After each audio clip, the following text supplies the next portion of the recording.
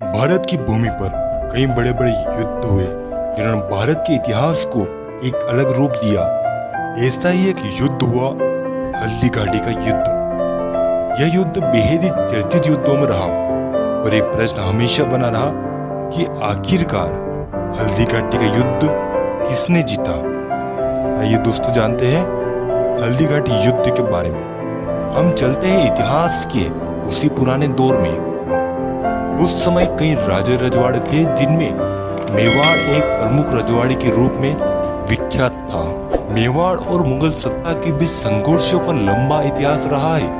मुगल शासक बाबर के विरुद्ध राणा सांगा ने युद्ध किया।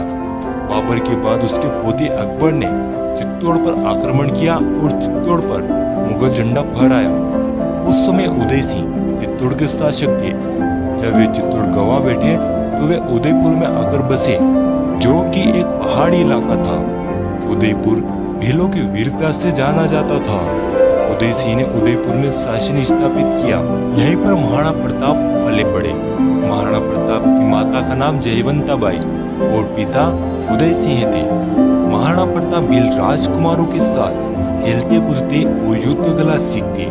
क्योंकि महाराणा प्रताप भीलों की देख रेख में पले बड़े थे, इसलिए भीलों ने महाराणा प्रताप को कीका नाम दिया, क्योंकि भील अपने बच्चे को कीका कहकर ही पुकारते थे।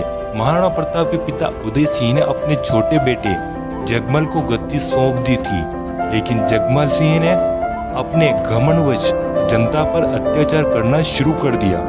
जगमल में डरपोक और भोगी विलासी था, यहाँ तक कि उसने महाराणा प्रताप का भी अपमान किया। उदय सिंह के बाद मेवाड़ के समस्त सरदारों ने एकत्र होकर महाराणा प्रताप को मेवाड़ का राणा चुनने का निर्णय लिया। आखिरकार वह दिन आया जिस दिन मेवाड़ को एक नया राणा मिलने वाला था। मेवाड़ के महाराणा प्रताप का राज्याभिषेक हुआ। महाराणा प्रताप का राज्याभिषेक तो हुआ, लेकिन उनके ही परिवार के सदस्य जगमल और शक्ति सिंह नाखुश थे। मेवाड़ अरावली पर्वतमाला से घिरा हुआ क्षेत्र रहा और इस अरावली पर्वतमाला में प्रमुख रूप से भील जनजाति का निवास रहा। उस दौरान देश के अधिकांश क्षेत्रों में मुगल शासक अकबर का दबदबा था। अकबर ने कई शासकों के साथ संधियां और युद्ध करके अपने शासन का विस्तार किया और इसी तरह से अकबर ने मेवाड़ को भी जीतने की योजना बनाई। अकबर ने पहले महाराणा प्रताप को संधि पत्र भिजवाए कि महाराणा प्रताप अन्य शासकों की तरह मुगलों से संधि कर ले। मुगलों के साथ सबसे पहले आमेर के राजा मान सिंह जा मिला। यह वही मानसिंह था जो अकबर के प्रमुख सेनापति बना, लेकिन अकबर की संधि महाराणा प्रताप को मंजूर नहीं थी। भला स्वाभिमानी महाराणा कैसे मुगल संधि स्वीकार कर ले। ऐसा नहीं था कि महाराणा प्रताप को केवल अकबर का ही सामना करना था, उन्हें अपने परिवार और रिश्तेदारों का भी सामना करना था। दरअसल मेवाड़ की सत्ता महाराणा के भाई जगमल को भी चाहिए थी, लेकिन जगमल मेवाड़ का शासक नहीं बन पाया। अकबर ने मेवाड़ की आपसी फुट का फायदा उठाया और जगमल को अपने पक्ष में कर लिया। जगमल सिंह मेवाड़ की राजनीति से नाराज होकर बादशाह अकबर के पास चला गया। अकबर ने जगमल को जहाजपुर का इलाके की जागीर प्रदान करी, साथ ही साथ सिरोही राज्य का आधा राज्य प्रदान किया। दरअसल जिस समय महाराणा प्रताप ने मेवाड़ की गद्दी संभाली, उस समय मेवाड़ राजपूतानी साम्राज्य बेहद नाजुक दौर से गुजर रहा था। अकबर की क्रूरता के आगे राजपूतानी के कई नरेशों ने अपने सर झुका लिए थे। कई वीर प्रतापी राजवंशों के उत्तराधिकारियों ने अपनी कुल मर्यादा का सम्मान भुलाकर मुगलिया वंश से वैवाहिक संबंध स्थापित कर लिए थे।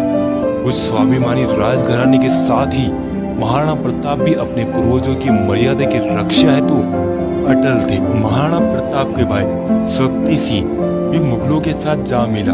इतना ही नहीं, मारवाड़ के शासक जो कभी खुद की आन बान और शान का हवाला देते थे, अब मुगलों के सामने वे भी झुक गए। कहा जाए तो कुछ शासक अपने राज्य के स्वार्थ के चलते और कुछ अपने पारिवारिक कलह के कारण अकबर के साथ जा मिले। अब महाराणा प्रताप अकेले बढ़ गए। ऐसे समय में वे और उनके कुछ विश्वास पात्र योद्धा ही बचे थे, जिन्होंने अकबर के सामने शीश नहीं झुकाया। अब युद्ध होना तो जायज था। अकबर ने मान सिंह के नेतृत्व में 80,000 मुगल सेना को मेवाड़ पर आक्रमण करने के लिए भेजा। महाराणा प्रताप इस बात से भली भांति परिचित थे कि मेवाड़ तक पहुंचने के लिए अरावली की पहाड़ियों को पार करना होगा।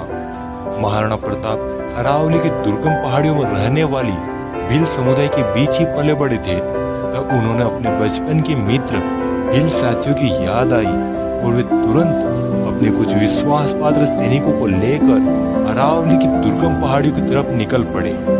वे जिस क्षेत्र की तरफ जा रहे थे उसका नाम भोमड़ था, जहाँ भील शासक राणा पुंजा का शासन था। यह क्षेत्र स्वतंत्र था। इस क्षेत्र के राणा दयालदास, राणा हरपाल भील और उनके पूर्वजों ने हमेशा ही मेवाड़ शासकों की मदद करी थी और महाराणा प्रताप को पूरी उम्मीद थी कि भील उनका साथ जरूर देंगे। जब महाराणा प्रताप राणा पुंजा के भोमड़ क्षेत्र पहुंचे तो वे हैरान रह गए, क्योंकि अकबर का संरक्षक बेरम खां पहले ही राणा पुंजा से सहयोग प्राप्त करने के लिए आ पहुंचा। बेरम खां ने भील समुदाय को कई हीरे जवाहरात और कीमती वस्तुएं देने का लालच दिया। बेरम खान ने कहा कि यदि भील मुगल शासक अकबर का साथ दे तो मुगल सभी भीलों को बेशकीमती धन दौलत देंगे। अभी मेवाड़ के शासक महाराणा प्रताप ने स्थिति को भांपा और बप्पा रावल की तलवार राणा पुंजा के समक्ष रखते हुए मेवाड़ का साथ देने को कहा। दरअसल बप्पा रावल और भीलों ने मिलकर कभी अरबों को भारत देश से खदेड़, इसलिए राणा पुंजा भील ने मुगलों की कीमती वस्तुओं और धन दौलत को छोड़कर महाराणा प्रताप का साथ देने का वचन दिया और कहा कि मरते दम तक हर एक भील मेवाड़ का साथ देगा। और इस तरह महाराणा प्रताप ने अरावली पर्वतमाला में बसे भीलों को अपनी तरफ कर लिया। वहीं कभी मेवाड़ के शासकों ने मुगलों के विरुद्ध अफगानों की सहायता करी थी, इसलिए अफगान पठान हकीम खान सूरी मेवाड़ सेना में सम्मिलित हुए। इस तरह महाराणा प्रताप ने अपनी सेना में राणा पुंजा, भीम सिंह डोडिया, रामदास राठौड़, रामशाह तोमर, हकीम खान सूरी, भामाशाह, ताराचंद और बीता झाला आदि प्रमुख सहयोगियों को शामिल किया। उधर अकबर ने मान सिंह के नेतृत्व में मेवाड़ पर आक्रमण करने के लिए सेना भेजी। अकबर की सेना का नेतृत्व करता मान सिंह अपने 80,000 सिपाहियों को हल्दी घाटी के नजदीक पहुंच गया। 18 जून 1576 को वह ऐतिहासिक दिन था जब एक भयानक युद्ध होने वाला था, जो आने वाले समय में एक गहरी छाप छोड़ने वाला था। एक बात स्पष्ट कर दें कि जब मुगल सेना ने हल्दी घाटी की तरफ से मेवाड़ की तरफ बढ़ रही थी, उस वक्त हल्दी घाटी में राणा पुंजा के नेतृत्व में भील सेना ने मुगल सेना को कड़ी टक्कर दी। केवल 400 भीलों ने मुगल सेना के 10,000 सिपाहियों को परास्त किया। मुगल सेना के पास विशाल सेना थी। इधर महाराणा प्रताप के नेतृत्व में 20,000 मेवाड़ सैनिक और 400 से ज्यादा भील धनुर्धारी युद्ध के मैदान में उतरे। हल्दी घाटी पतला दर्रा था। 20,000 सिपाहियों के सामने 80,000 सिपाही खड़े थे। मुगल सेना के पास गोला, बारूद और बंदूकें थी। साथ ही साथ मुगलों के पास तोप थी, जिन्हें वे ऊंटों पर लाद कर युद्ध के मैदान में लाए थे। वहीं दूसरी तरफ मेवाड़ सेना एक तो पहले ही संख्या में कम थी और ऊपर से उनके पास हथियारों की कमी थी, लेकिन मेवाड़ी सेना में आत्मविश्वास था। वे कम होकर भी एक एक मेवाड़ी सैनिक 10-10 सिपाहियों के बराबर था। दोनों सेनाओं के मध्य युद्ध शुरू हुआ। दोनों सेनाओं के योद्धा एक दूसरे को मारने को आतुर थे। उनमें से कोई भी पीछे नहीं हटना चाहता था। हर कोई एक दूसरे के खून का प्यासा था। महाराणा प्रताप और बहलोल खान के बीच भयानक युद्ध हुआ। महाराणा प्रताप ने हाथी सरी के बहलोल खान को चीर दिया। महाराणा प्रताप और मान सिंह बीच भयानक युद्ध हुआ। राणा पुंजा के भीलों ने अपने तीरों से मुगलों की छाती छलनी कर दी। बीदा झाला ने महाराणा प्रताप के लिए अपने प्राण युद्ध में त्यागे। चेतक ने महाराणा की जान बचाई और वह घायल हो गया। इस युद्ध के बाद मेवाड़, चित्तौड़, गोगुंदा, कुंभलगढ़ और उदयपुर पर मुगलों का कब्जा हो गया।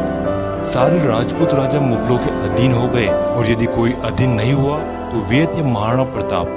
हल्दी घाटी युद्ध के बाद महाराणा प्रताप भीलों के साथ भोमड़ क्षेत्र में ही रहे, जहाँ राणा पुंजा भील ने महाराणा प्रताप की हर संभव सहायता करी। ऐसा कहा जाता है कि इस युद्ध के अगले 21 सालों तक महाराणा प्रताप ने भील समुदाय के साथ मिलकर मुगलों के विरुद्ध संघर्ष किया।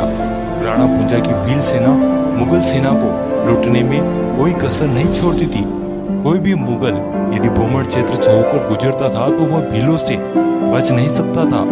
महाराणा प्रताप ने कभी मुगलों के सामने घुटने नहीं टेके। प्रताप की वीरता ऐसी थी कि उनके दुश्मन भी उनके युद्ध कौशल के कायर थे। उदारता ऐसी कि दूसरों की मुगल बेगमों को सम्मानपूर्वक उनके पास वापस भेज दिया। इस योद्धा ने साधन सीमित होने पर भी दुश्मनों के सामने सिर नहीं झुकाया। यह दुद्दा भील नामक बालक का नाम लेना बेहद जरूरी है। जब महाराणा प्रताप उनकी पत्नी और उनका नन्हा बालक अरावली की पहाड़ियों में थे तब दुद्दा नामक नन्हे बालक ने अदम्य साहस का परिचय दिया। उसने अपनी थाली में माँ द्वारा परोसी गई रोटियां हाथों में पकड़कर महाराणा प्रताप की तरफ दौड़ पड़ा। वह चाहता था कि वह खुद महाराणा प्रताप और उनके परिवार को भोजन कराए, लेकिन बदकिस्मती मानो कि जंगल में बाहरी आक्रमणकारियों ने उस नन्हे बालक का एक हाथ काट दिया। लेकिन फिर भी वह वीर बालक दुद्दा भील खून में लथपथ रोटियां लेकर महाराणा प्रताप की तरफ दौड़ा चला जा रहा था। आखिर वह अरावली की ऊंची पहाड़ियों पर चढ़ ही गया और उसने महाराणा प्रताप के हाथों में रोटियां देकर कहा, भोजन करिए। महाराणा प्रताप ने दुद्दा को गले लगा लिया। महाराणा प्रताप की आंखों में आंसू थे। उस बालक ने महाराणा प्रताप की गोद में ही प्राण त्याग दिए। सोचिए वो दृश्य कैसा रहा होगा। महाराणा प्रताप ने भील समुदाय की सहायता से अपने खोए हुए किले पुनः प्राप्त किए। उन्होंने दोबारा मुगलों पर आक्रमण कर मेवाड़ को स्वतंत्र कराया। भील राणा पूंजा के सहयोग के चलते महाराणा प्रताप ने मेवाड़ चिन्ह में उन्हें प्रमुख स्थान दिया। अकबर ने महाराणा प्रताप के बारे में कहा था, इस संसार में सभी नाशवान है। राज्य और धन किसी भी समय नष्ट हो सकता है, परंतु महान व्यक्तियों की ख्याति कभी नष्ट नहीं हो सकती। पुत्रों ने धन और भूमि को छोड़ दिया, परंतु उसने कभी अपना सिर नहीं झुकाया।